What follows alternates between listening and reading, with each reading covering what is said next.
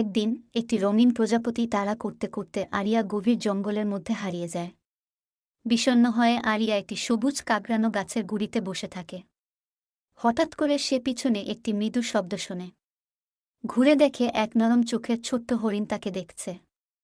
হরিণটি, যার নাম ছিল লীলা, আরিয়ার চিন্তা বুঝতে পারে।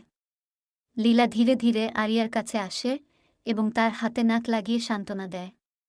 আরিয়া লীলার মাথা আদর করে এবং দ্রুত বন্ধু হয়ে যায়। চিন্তা করো না, আমি তোমাকে সাহায্য করব, লীলা বলে।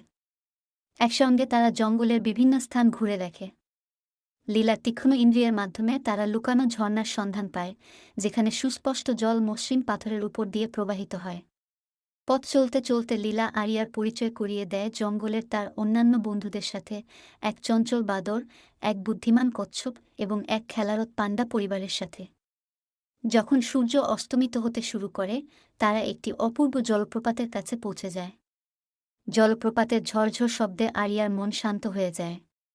লীলার সাথে সে বুঝতে পারে যে এই জঙ্গলের মধ্যে, যদিও অজানা ও বিশাল, অগণিত সৌন্দর্য এবং বন্ধুত্ব লুকিয়ে আছে।